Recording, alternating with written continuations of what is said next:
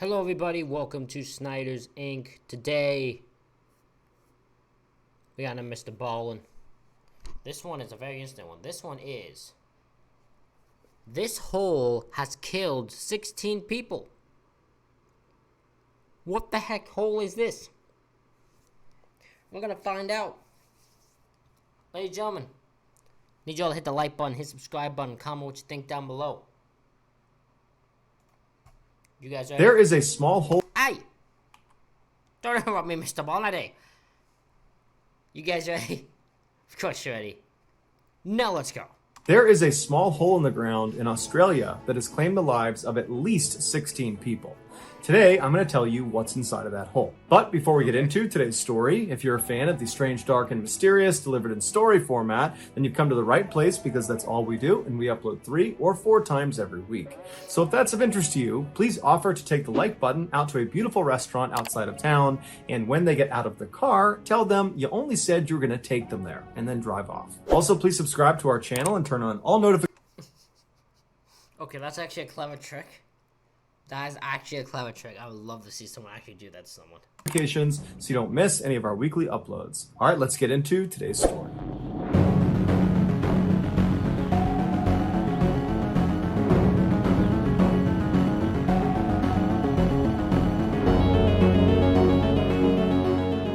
In 1938, a farmer in southeastern Australia decided to bring his horses to a watering hole on the other side of his large property.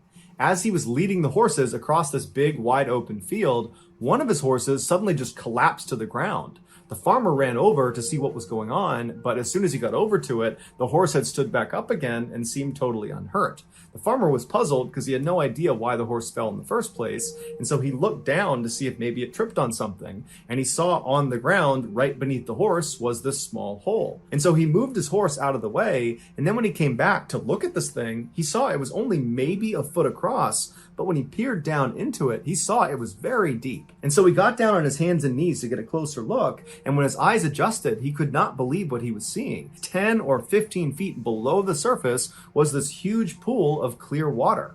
The horse had just stepped into the roof of an underground cave. And so the farmer was really excited to see how big this cave was. And so he grabbed all his horses and he brought them back to the stable, and he got this long measuring rope with a weight at the end of it. So he runs back out to the hole, he puts the weight into the hole, and he begins paying out this rope. And so down it goes, 10 feet, 20 feet, 30 feet, it just keeps on going and going until finally the weight hits solid land at 120 feet. And so the farmer is like, wow, this is a huge cave. So he pulls it back up thinking that's the bottom, but in reality it wasn't. It actually extended down almost 300 additional feet. The farmer and his horse had just accidentally... That is insane, man. That is insane. 400, just this random secret cave 400 feet down. Holy crap. Found one of the most beautiful and deadly freshwater caves in the world called the Shaft. The reason it's called the Shaft is because the only way in or out of this underwater cave is through this hole in the middle of this field that this horse created, and it's literally a shaft that goes down 18 feet until it reaches the surface of this massive underground body of water. The opening to this shaft is so narrow that cave divers, they can't get into it with their gear on their backs. So they literally need to be lowered into this cave by themselves, and then their gear is lowered down after them, and they put it on while they're treading water. The solid ground that the farmer's weighted line had touched at 120 feet when he believed he had reached the bottom of the cave, what he had actually touched was the top of something called the rock pile. The rock pile is basically this huge underwater pyramid that looks like a rock pile that sits at the bottom in the middle of this huge underwater cave. And from the top of this rock pile, you can go down it in all different directions, but once you get to the bottom, there's only 2 tunnels to choose from. There's one that goes west, basically down at an angle that dead ends at 260 feet. And then on the other side of this underwater pyramid is the eastern tunnel, and that's much more treacherous. It goes down at a more steep angle to 400 feet. The few elite divers that have explored the deepest recesses of this cave say there are 3 distinct stages to it. Stage 1 is from the surface down to 120 feet, the top of the rock pile. Sorry, I have to sneeze real badly, but it's just not coming out and it's annoying me. During this stage, the diver swims unobstructed in beautiful clear water with sunlight poking through the hole. It's a very easy... I'll be back in a second.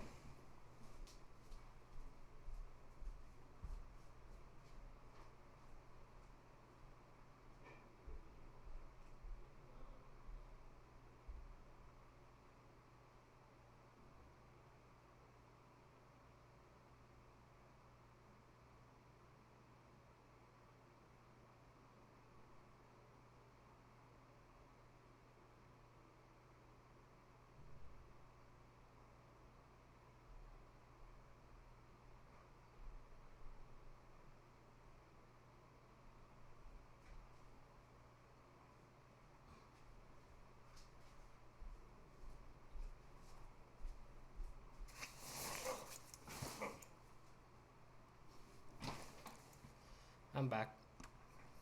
I don't cut anything. You'll clearly see this.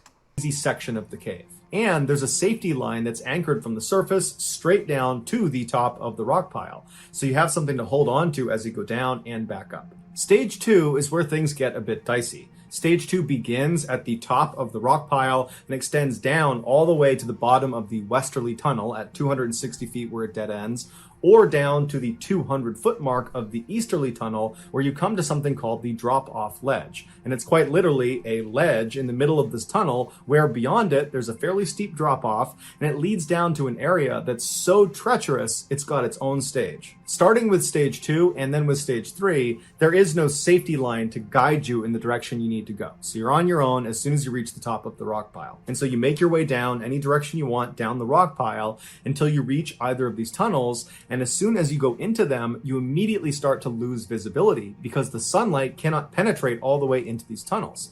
And so the diver becomes increasingly reliant on their flashlight. As such, they have to be very careful as they navigate down stage 2 to not bump into the walls, because doing so will knock the limestone silt off of the walls. It will create a cloud of it in their My apologies. face. It will blind them. It's like being in fog where a flashlight can't push through it. And so the diver has to either wait for the silt to clear, which could take a very long time, or they have to swim blind. Also, anyone entering stage 2 and stage 3, they can't breathe regular air out of their tanks. There's too much nitrogen in regular air. The deeper you dive, the more nitrogen your body will absorb, and if you have too much nitrogen in your system, it can give you something called nitrogen narcosis, which is like being really drunk. And Yeah, there's many stories in the places you shouldn't go, people who went anyways. Stories that Mr. Ballen has told us that involve people getting that and end up costing them their lives. Very deadly. extreme cases, people have been known to take their mouthpiece out and inhale water, believing they're on the surface, or they'll confuse the direction up with the direction down, and to get to the surface, they will swim straight down until it's too late and they can't get back up again. And so divers that are going to be in stage 2 or stage 3 of this cave will breathe a special mix of gases that are low in nitrogen. The final stage of the shaft, stage 3, is just from the 200-foot mark of the easterly cave, so that drop-off ledge, all the way down to the bottom at 400 feet. This stage is unbelievably dangerous. As soon as you drop off that ledge, all the sunlight goes away. It is pitch black, and the tunnel narrows considerably and stays incredibly narrow. In fact, many times divers have to squeeze themselves past sections where the rocks are too close together. And so because you're inherently bumping into the walls all through stage 3, you're pretty much guaranteed to be silted out the entire time. At this depth, nitrogen narcosis is virtually guaranteed, even if you're breathing a special low nitrogen mix of gases. And so divers need to be ready to abort the dive at any moment if they feel symptoms coming on. Once the diver has turned around and is making their return trip, but they're still in the third stage section of the cave, they need to be careful of false domes. These are offshoots on the ceiling only in this third stage that look like the way out. And especially when things are silted out and it's dark, you're low on oxygen, you might be panicking, it'd be very easy to confuse these with the way out. But in fact, these false domes are exactly what their name implies. They are false. They are dead ends. They go nowhere. Stage 3 is reserved exclusively for... I'm guessing that happens many times where people see the false domes things and just go in and believing that's the way out. I bet you that happens many times. For extremely experienced cave divers who get special permission. In 1973, 8 divers got permission to dive the first and second stages of the shaft cave. They did not get permission to dive the third stage of the cave. On May 28th of that year, the 8 divers arrived in that big open field near the cave opening and began prepping their gear. Their plan was to dive down all the way to the edge of the drop-off ledge, so looking into the third stage, and then once they got there, look around for a minute and then turn around and head back up to the surface. So did all 8 break that rule and go up down to the third, or was there stupid people who, there's only a certain amount of stupid people in this group that go into? Because I absolutely believe that's what's about to happen here. So I'm just curious, is it all 8 or is it just a few of them? These 8 divers were experienced divers, but their experience was all in open water environments. None of them had dove in a cave. And so they were confident divers, but they were a little bit naive. They believed the dive down to the edge of the third stage was going to be fairly routine and would just be simple and fun. But before any of them had even gotten into the water, they had already made a critical mistake. Instead of jamming their bottle with the special low nitrogen mixed gas that they would need since they were going into stage 2, and so that's a requirement, instead of doing that, they just jammed their bottles with regular air. So they were basically guaranteeing that they would get nitrogen narcosis. But once they had all their gear prepped, they made their way over to the entrance to the shaft, and one by one they were lowered down into the water and their gear would follow. And then once all of them were all jocked up, they grabbed the safety line and they began their descent. It only took about 2 minutes to get down to the top of the rock pile, and there they spent about 5 minutes taking pictures of each other before heading down the eastern tunnel. 3 of the divers were siblings, Glenn, Stephen, and Christine, who were 25, 22, and 19 respectively. And Glenn remembers after they made their way all the way down the eastern tunnel and they reached the drop-off ledge, he remembers seeing his sister, his brother, and all the other divers. Everyone seemed just fine. Everyone's just looking over this ledge. They're taking turns, kind of peering down into this black abyss that is stage 3. And then after 5 minutes or so, Glenn looked at his gauge and he saw his air was getting fairly low. Not emergency situation, but it was time to leave, and everybody else had the same amount of air as he did, and so everybody else was running low on air. And so Glenn was about to grab his sister, who was several feet right in front of him. She was still looking over the ledge down into stage 3, but when he reached out to grab her, she and all the other divers just suddenly jumped forward and dove straight down into the abyss out of sight. They dove into the stage 3 section. Oh my god, how much do you want to bet they had the issue of, because they had because they got because they had the thing happen, I can't say the word, because they had the thing happen to them that makes them get delusional or sort of drunk like, I guarantee you all of them got it and they just thought you had to go down to get to the surface and not up.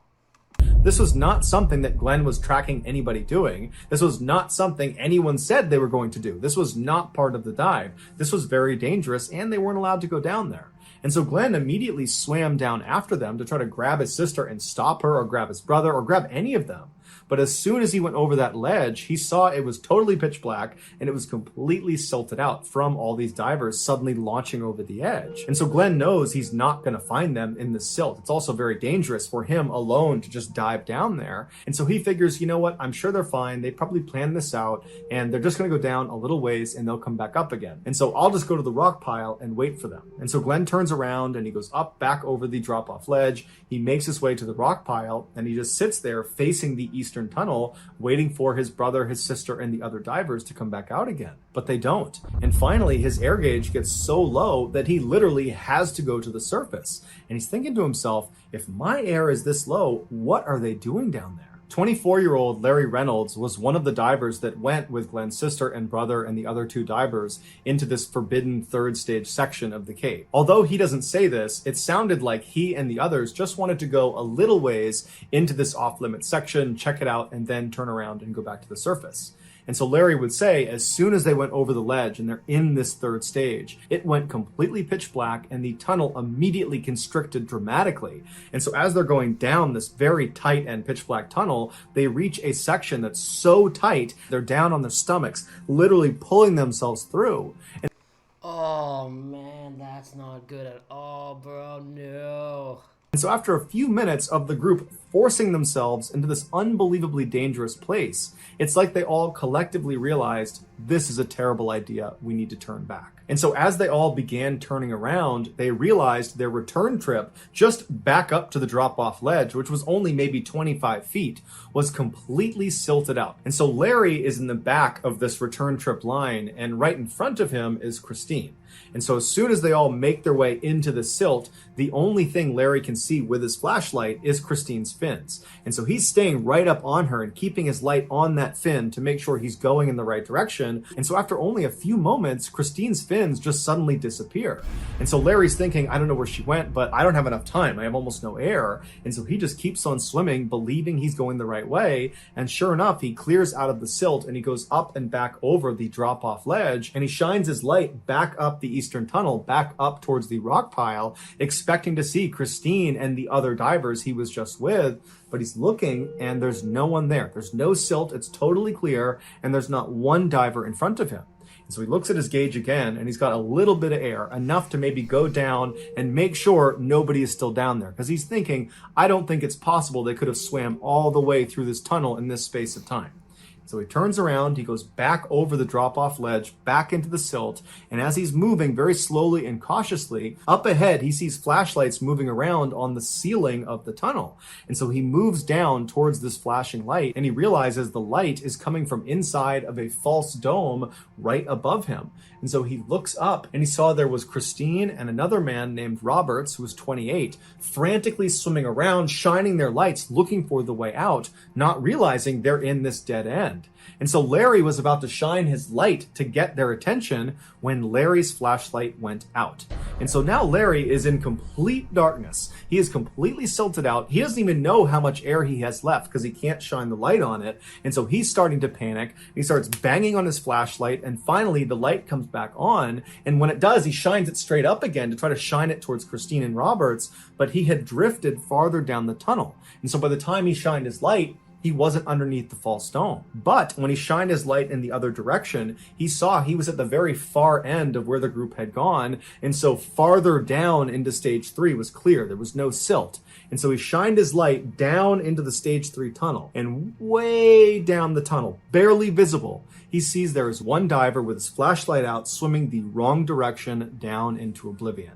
His name was John, he was 20 years old, and he almost certainly had nitrogen narcosis. Larry knew he could not save him, and so Larry turned around and went back into the silt, back up in the direction of the rock pile, touching the ceiling, looking for that entrance into the false dome to try to help Christine and Roberts. But he's not finding it, and he's looking at his air gauge, and it's getting critically low, and he knows if he doesn't go soon, he's going to die. And so at some point, after not finding the entrance to this false dome, he decides he just has to go out and save himself. And so he manages to get out of the silt. He goes up and over the drop-off ledge. He gets to the rock pile. He grabs the safety line, and he fins himself up to the surface. And when he gets to the surface, he looks around, and there's only 3 other divers up there, one of which is Glenn. And Glenn, he looks visibly panicked, and he yells to Larry, "Hey, have you seen my brother and my sister? Have you seen the others? Are they coming up after you?" And Larry looks at him and just shakes his head. He didn't know what to say. He knew they were gone. But for Glenn, this was his baby brother, his baby sister. He had to go back down.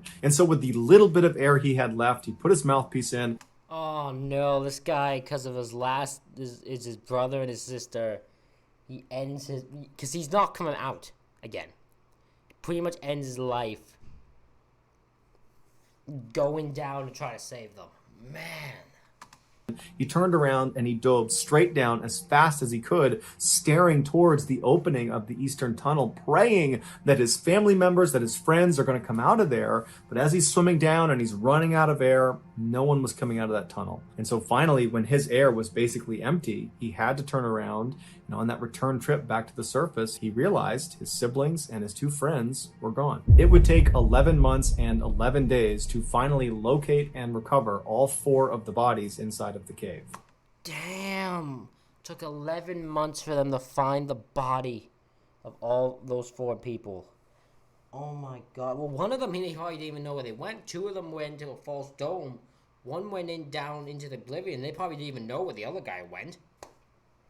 John, the 20-year-old who Larry saw swimming in the wrong direction, was found fairly far down the eastern tunnel, laying on a rocky outcropping. Glenn's 22-year-old brother, Stephen, was found just 50 feet from the entrance of the shaft, but it's believed he died at a much lower depth and then floated up to that position. Glenn's 19-year-old sister, Christine, and the 28-year-old man, Roberts, that she was with inside of the false dome, were found embracing each other just under the false dome inside of the tunnel.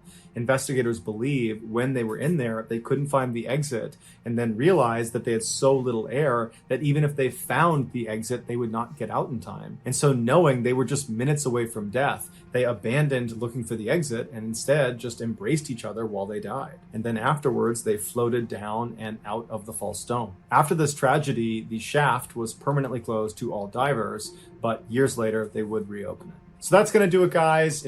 Damn, so it was permanently closed at one point, but then kept put back open. Like they reopened it. That's interesting. Because I guess they realized there were people who probably can do it safely, but those people aren't. The people, they gotta worry about the people who are not smart and do stupidly. That's insane. Ladies and gentlemen, I hope you all enjoyed this reaction video. Let me know what you thought. Hit the like button, hit the subscribe button. Comment what you think down below. The link to the original video will be in the description below. Thank you all for watching, and I'll see you all for the next one.